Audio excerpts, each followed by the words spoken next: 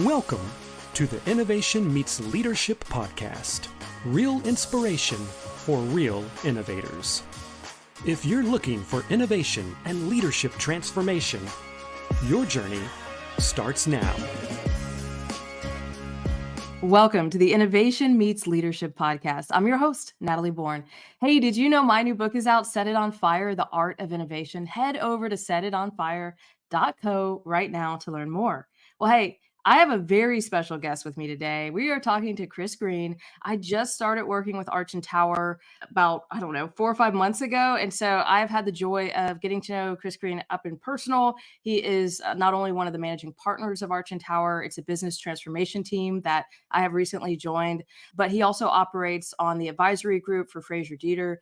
And I'm super excited because we're going to lean in today and talk a lot about customer experience, employee experience, operational excellence, digital transformation. So any topic you want to hit, we're probably going to hit it today. Welcome to the podcast, Chris. Thank you. Happy to be here today, Natalie, and so thankful that you joined the Arch and Tower team. You've already made us so much better, and that's not a platitude, that's real. Well, thank you. It's been amazing to work with you guys. And, I've been consulting for a number of years, but I feel like I've just been on the fast train to learning so much from you guys. And so I want to just hear a little bit about your backstory with Arch and Tower and how you kind of came on the scene there. Yeah, it's kind of a wild story, and I'll have to keep it quick. I'm old enough now to have a longer story. The interesting thing is I grew up in a house where my parents pushed me to do a million things. Music, academia, sports.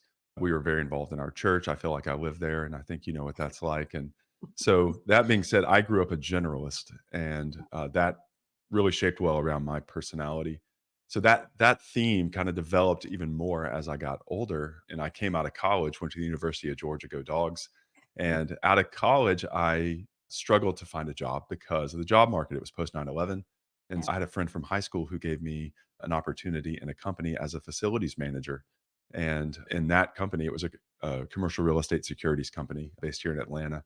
And I worked my way through several roles in that career, if you will. I started in facilities and I moved into marketing as a traffic manager, helping project manage. And then I started doing investor communications and product development for real estate investment trusts. So, $7 billion real estate portfolios way over my skis. And from there, that's where I really got involved in organizational development because I took a 360 in that role and found out everyone around me did not enjoy working with me. And it was the first time in my life I found out that the way I behave actually impacts other people, which is silly Wow. to find that out in your mid 20s. But that put me on a journey. And I was volunteering at the time at a local church, ended up going into ministry, if you will, for 10 years, but on the production side. So I learned production and programming, worked for North Point with Andy Stanley and team there for 10 years in several different roles, from audio engineering back to that generalizing role, right? Yeah. So from commercial real estate marketing to audio engineering. Then I did music directing for a couple of years. Then I worked on Sunday Experience for 6 years. And that's really where I started to learn more and more, just getting to sit under Andy Stanley and the way he thinks and communicates. And then from there, I started a small consulting firm, just working with organizational development, helping organizational strategy. I had like 10 small clients. It was fantastic. It helped me get some content and my feet wet. And to make a long story short, from there, that's when a couple of guys got together with a dream to start Arch and Tower, and the rest is history. 7 years later, we get to invite you into our business. So we'll talk about that more as we go, I'm sure, but that's the story. I love it. And it's just cool to hear. Like, I think most people underestimate the fact that if you are a generalist, there is a place for you. And a lot of times that's consulting. I was just talking to someone that's probably 15 years younger than me and kind of entering the career world. And I said, hey, if you do get bored easily, you need to look into consulting because there's something so fascinating about being able to launch in, help people solve problems, and then do it over and over again. It's a lot of fun. So I want to talk a little bit about leadership and the fact that most leaders have maybe what I would call a righteous dissatisfaction with where they are, and their vision, right, may be a little blurry for where they want to go or could be. So let's talk a little bit about what stops a leader from engaging and really creating a clear vision, because I think this is a lot of what we lean into in our work of like, how do we help people actually create a plan and lay that plan out so that they can achieve all that they want to accomplish? Yeah, every single company we work with, every single one, this is a dynamic. And it's usually not a feature of not necessarily having a vision. It's usually something more insidious and under the rug. It's organizational fatigue or Mm. project fatigue or strategy fatigue. It's that numbness that we often feel where we just have 15 things that we have to accomplish, but we only have time for three. Yes. And if you really pay attention to the psychology, how you feel in that moment, you feel overwhelmed, you feel like you can't do another thing. And then sometimes that will transition from frustration into apathy. And Hmm. apathy, in my opinion, is the most dangerous emotion in an organization because it leads people to be stuck. And so that's something we have to deal with on a daily basis. It's reawakening leaders to the opportunities and giving them the energy and courage to run toward a vision in spite of the fact that there's 15 overwhelming priorities. Love that you said the courage, because I think that that is a lot of what we're leaning into right now, is that when you're looking at transforming your organization, there has to be a level of courage there to, one, admit that things may not be going as well as I'd like them to go or think that they're going, and that takes courage. But then two, to bring other people along on that journey with you to help look at these, as all the books say, right? The squiggly things under the rocks, right? To pull those things back, to look at them and to really address them. So how does that, when when you look at all of that, what are some of the big reasons that organizations can't transform, can't move forward? Yeah, well, in middle market companies where we work often, we generally work with the CEO or executive team. And this isn't true for our current clients for sure. But in the past, what we've discovered is the biggest blockade to organizational change is usually the key leader. In this context, it may be the CEO. And again, not our current clients. We're actively transforming because of our CEOs right now. But Yeah. that being said, in the past, it has been that. And it's one of those weird things because you're dealing with a CEO who, again, has tons of things to do. But if they're not fully bought into the change, it doesn't matter how many executive leaders around them are. For whatever reason, he or she has the power to completely kill off by not energizing or not speaking to or not resourcing those transformations. The second biggest blockade would be a CEO who is bought in, but then has an executive team who is struggling with that change. And then Yeah. it's incumbent on the CEO to motivate, however possible, motivate that executive team to align around that strategy. So those are probably the two biggest things. And they're very, very simple, but it's very, very difficult to get people focused on the right things. Wow. I have so much to say about that, and I'll try to hold it because I want to ask this question next, and maybe we'll circle back to some thoughts I have on that. So let's say you identify that this is a challenge. The CEO is willing to kind of look at that. What are some tools that you've used or you've developed to kind of help them maybe clear the path, get a clearer understanding of what it actually looks like to win in their industry or in their landscape? Yeah, tools are very important in the world that we play in because concepts are where I love to play. Back to that generalist theme, I love concepts and narratives. But the more that we get into the weeds with the leaders that we work with and the organizations we work with, we find tools are the way. And one of my favorite tools we've been developing inside of Arch and Tower over the last few years is what I'll just call the Arch and Tower decision making model. And Mm. this is built on a little bit of inspiration from Pat Lencioni, who's all of our, mastermind that we follow. There's a little flavor of it in there, but it's really anchored by Maslow's hierarchy of needs. And I've tested this in healthcare and hospitals. I've tested this in manufacturing and distribution. And what we found is that if the psychology of an individual that Maslow talks so brilliantly about, if that is true, and it is, then an organization is just a group of individuals. So it's also true then that you could see that the psychology of the individual is the same fingerprint on the organization. And so if you can understand how humans are motivated, how they think, and the priority of their needs, then you can extrapolate over to the organization and say, why won't organizations follow that same path? Hmm. And to make that more practical and to pull it out of the concept world for a second, every organization has survival and security needs, just like the human being. Humans have food, air, water, shelter. Well, organizations may have things that if they don't do today, they may close the doors tomorrow. Right. And a lot of people think that's a financial thing. In some cases, cash flow, if you're down to zero or negative in the bank, that can be a survival issue. But for the most part, that's a security issue, which is kind of north on the hierarchy.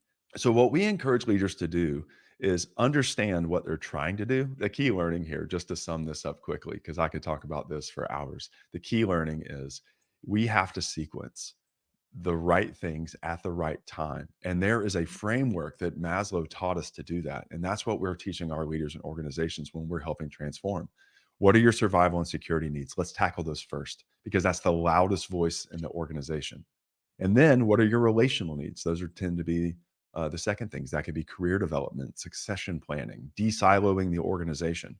You can't do that stuff realistically and get people's attention if your survival and security needs aren't solved. And then finally, you have purpose and meaning and all of those amazing things there. So helping organizational leaders sequence their decisions, that is the tool that we are using, in my opinion, most effectively. That's so powerful because I think what you're leaning into here, this is something for all of us to think about in the where we lead, where we work, right? If we're not addressing, like you said, that foundational layer, then it's almost impossible, right, for anyone to take part in the benefits of the layers above it if their foundational layer is not being addressed. And I think this is Yeah. what's so unique to me about this tool and this framework is I've been consulting for years and I've never thought about or been in a scenario where I've seen people address things from this landscape. Maybe on one particular project I worked on a number of years ago, but it's been what I love about this is it really helps us to understand why people have a hard time going on the change journey, why they may be unwilling to go on the change journey, and how to actually help them deal with change, embrace change, and then move along that kind of that hierarchy, if you will, of what it looks like to be able to get to a point where you're giving back. Yeah. And all of this, Natalie, has been right in front of us since we learned it in middle school or high school in our psychology class. And it's really what our team has been really focused on is how do you pull those transcendent big ideas into our everyday consulting and map that to the human experience? Because if we can map our strategies and our decisions to the human experience, change management becomes a lot easier because you're not bucking against the natural system of the human experience. You're working with it. You're actually resourcing it at the time people are feeling it.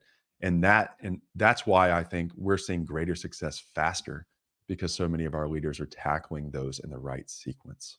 Okay, so you may have some leaders right now that are saying, got it. So there's something I've always said, which is like, I don't really believe you can motivate people, but I do believe you can demotivate them. I think people Mhm. should come naturally motivated just as a human, and those are the right types of people to hire for. But then you get into this place where there are things that we can do to demotivate people and really push them into a place of stress. And I think Maslow's hierarchy of needs helps us to understand what that could look like. My question is, okay, leaders are listening, they're kind of clicking into this. What are some really practical things, maybe 2, 3 practical things that they could be doing in their own leadership journey to start addressing these things right away? Yeah. I remember a few years ago, I worked under a few leaders and we all do this, especially as we're younger. You know, the belief that I had, and sorry if anyone who I used to follow is listening to this, I'm not talking about you. Uh, but there's this belief that, man, the leaders of this organization are asleep at the wheel, Hmm. you know, and there's a little bit of an arrogance in that because we believe, and it's true, like we all think that we have the better way. If we were in charge, it would be better, right? The problem is, and what my experience absolutely has been, including right now, is when you finally find yourself in charge, you become the leader who is asleep at the wheel. And so my advice to anybody and myself is be aware that that is probably true and that you may not actually know what's best. And there's a lack of empathy because most leaders I find are not asleep at the wheel. They're overwhelmed. They have way too many responsibilities. And it looks from the outside that they're asleep at the wheel because they're not doing things in the sequence you would, right? Back to our Maslow's idea. But what we can't let ourselves do, and this might be the answer to your question, is become apathetic or Mm. frustrated. Because, you know, the old story of Sisyphus, who I think, you know, in Greek mythology, the whole idea of his version of hell was, you know, rolling a rock up to the top of that hill and then watching that rock roll down to the bottom of the hill at the end of every day, only to have to do it again. And that monotony and that Yeah, futility is what yeah. I think creates that righteous frustration or indignance that you talked about earlier. My advice to any leader would be flip the script. Mm, Instead of thinking about your leader as being asleep at the wheel, see that leader as overwhelmed. Let that empathy leak into your head and your heart. mm, Walk into that leader's office and say, "How can I help? I know mm. you're overwhelmed. I know you got a lot going on. What can I take off your plate? What burden can I carry? What perspective or work do you need done that I can help?" Instead of just sitting on the sidelines and throwing rocks and being like, "What an idiot." Jump in and say, "How can I help?" And I guarantee if you're one of those people who wants that next role, that is the best way to set yourself up for that next role. I love that you said that because that really sets a lens, and I think all the time it's like you said, we want other people to judge us on, our intentions, but we judge others on their actions. And so that closing that gap and just asking, hey, maybe I don't know their intentions, maybe I don't know everything. I think that's a worthwhile journey. So talk a little bit about kind of how do you create more clarity, right? Like what are some of the things that a leader who does feel overwhelmed, like what are some ways that they can start maybe taking back their life? Because I think this is the thing that happens, right? You do get caught up in the hamster wheel and you are staring at 100 emails you haven't answered and, 30 Mhm. tasks that you need to get done. How do they start maybe taking some of their life back? What are some practical ways, maybe big and even small, that they could start to look at things a little bit different? Yeah. Well, I have Horst Schulze in my ear right now, the founder of the Ritz-Carlton, who, offices with us, Natalie, and we've all been exposed to Horst and his teachings, his belief systems, and we've watched his own life mirror what I'm about to say. And Horst, if he were here, he would throw me to the side. He would jump on the mic and say, "You must have a vision for your life. If you That's good. don't know where you're going, how do you know how you're going to get there?" And so he would probably say, Figure out that vision." In fact, back to Andy Stanley for a second, he says, "Oh man, I got to make sure I get this right. Direction, not intention, determines destination. You have to Mm, set a direction for that path." And then what I would do is take that Maslow's hierarchy. And if you don't know it, just Google it, Maslow's hierarchy of needs, and look at it. And then look at your life and situation and go level by level and say, okay, what is a survival thing that is screaming at me right now that I must solve? And then work on solving that first. And then go to the security layer and say, okay, what is the security thing, this nagging thing that is in the back of my head that I can't seem to get out? It could be a financial thing. It could be just a stress thing. What in that layer can I solve? And then start working on the relational stuff. What relationships in my life are not really good? And because of that, I spend a lot of time having imaginary conversations with those mm, people. If you're having imaginary conversations, it's time to have a real one. So maybe go engage and start to create more healing in the relationships around you. Or in an organization, it may be de-siloing. It may be going to an organizational leader that you're somewhat having a cold war with and saying, "Hey, can we put our swords down? Can we just mm. talk? Can we just sort this out? Because we need to work better in the organization, and there's something going on between us we need to work out." And then work your way on up. Figure out where your career path is going and set a direction and the destination for getting to that next step in the career. And then finally anchor the entire thing with purpose, meaning, and passion. Do something that's beautiful for the world and don't make it selfish. Do something incredible, set a path that's incredible, and then work in that sequence. And chances are you're going to find the clarity, which was the original question that you should be seeking. So that little section right there could be a masterclass. I feel like you said so much in that section on just how to create a life of intention. And I feel like it's a very powerful thing. If you're listening, back it up and listen 3 more times. Actually, write down what was said because I feel like this is the roadmap for how to be an intentional leader and create an intentional life. And I want to add to something you said. I just want to maybe underline it along those journeys and along those things, those destinations, focus on who you want to become because it's Mm, very easy to get to the destination and it's still never enough. And I've been there, done that. And you get there and you're like, okay, once I get to this level, it'll be enough. And you find that, mhm. man, that wasn't enough. And so figure out not only where you want to go, but who do you want to become along that journey? Because it's really easy to get there and not be the person that you want to be. And I love the way you talked about giving back, intentionality. That's a part of becoming who you want to be. Yeah. That I perfectly said. I have nothing to add to that. Well, I want to know, I promised that we would talk a little bit about customer experience, a little bit about operational excellence. So I would love to just maybe hear some stories about how you're leaning into some of those areas just in the work that you're doing right now. Because whenever you tell stories, it's super fun. I love listening to the work that you're doing every day. Yeah. Well, thanks. When we started Arch and Tower, it was all about employee experience. And, when you start a company, you kind of have a vision and you're chasing after it. And then real life takes over. And real life for us was the phone. The phone would ring and someone would say, "Hey, we have an issue. And we heard about you through this other person or this other client. Could you take a phone call?" And those phone calls often are the reason you end up shifting into new things. And so a lot of our first year was just focused on employee issues. Someone would do an employee survey and they would have really bad results or challenging results, and they wouldn't know what to do next. Back to really the theme of our entire conversation, right? And our role was to come in, somewhat rub their backs and go, "Hey, us too." And everyone else we talk to is in the same boat. Here's what we think you should do, right? Doing that, we laid the foundation of employee experience work.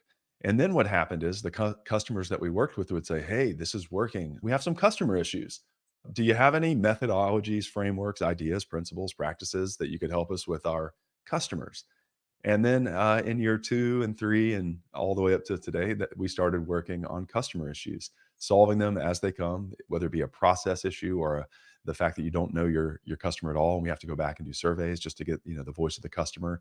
We started doing training to help customer facing organizations become even more customer focused organizations. And so we started working in that world, and then operations were anchored in all of that, because at the bottom of everything, we're really culture junkies.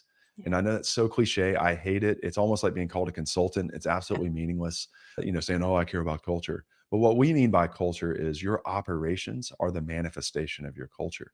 Wow. How you do work every day, what your processes look like are actually the better measurement for how your culture is, more than how you talk to each other, and, Mhm. and, and the platitudes that you say to each other and the words on the wall in the office. So we started digging into operations and in the nitty gritty stuff from supply chain work. And what we started to see is we need to be really good at helping organizations create the results inside of their operations. And we started bringing in lots of people who are specialists in that in the Arch and Tower team.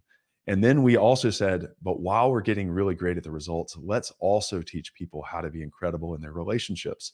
And then let's marry those two concepts together in some unique approach from Arch and Tower, so that people understand that if you want to be the most excellent leader in the world, we believe you must be simultaneously good at having great results and maintaining great relationships, because most of us are good at one or the other naturally Right. because of our personalities. But if you want Yeah. to be great, you've got to be awesome and simultaneously great at both sides.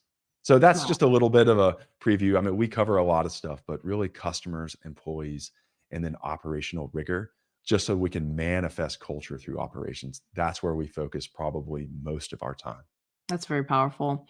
I would love for you to, just leave our audience with some final thoughts. Some final thoughts Mhm. by Chris Green. Well, being a generalist, I probably have very conceptual thoughts. I'll tell you what I'm working on this year, and what I'm most motivated by this year is figuring out, and I've heard this for years, I've never taken it seriously, but figuring out how to do only what I can do. I took Working Genius. Many of us have taken Working Genius, Pat Lencioni's newer assessment. It's really, really great. If you haven't taken it, you should take it. If you need help, we've got some people on the team who can help you with that too. But one of the Working Geniuses is called enablement. And what I learned about enablement is it's like anything else in the world, really great and really terrible at the same time. It's really great because I'm the type of person who says yes to everything. And it's really terrible because I'm the type of person who says yes to everything. And so in 2024, my final thought for today is I've got to figure out how to do the most difficult thing for me as a human being because of how I'm wired. And that's to say no or not yet to really fun and important things. And I bet there are tons of people who are listening to your amazing podcast who are struggling with the exact same thing. What can I delegate? What can I really do? Who can do this?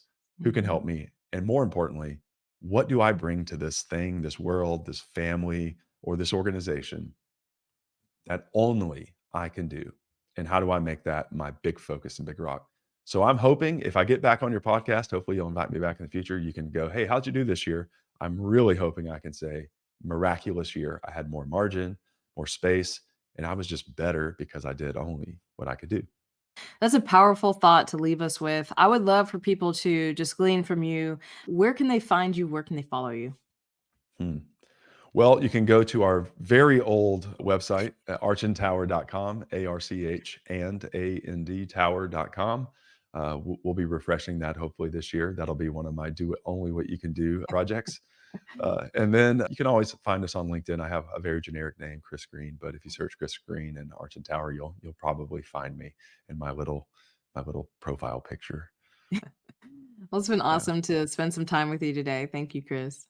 Man, my pleasure, Natalie. Thank you. And thank you to your audience for hanging with me today. And thanks for putting this amazing platform together for the world. Awesome. Well, to our listeners, thank you for joining the Innovation Meets Leadership podcast. Remember, don't just get out of the box, break the box and set it on fire. Let's go transform something. Thank you for joining us for the Innovation Meets Leadership podcast. Be sure to subscribe to our show on iTunes. Follow us on Instagram or Facebook at Innovation Meets Leadership. And visit our site at innovationmeetsleadership.com for more innovation resources. Hey, my new book is out, Set It on Fire, The Art of Innovation. Click on the link to learn more. And don't just get out of the box, break the box and set it on fire. Let's go transform something.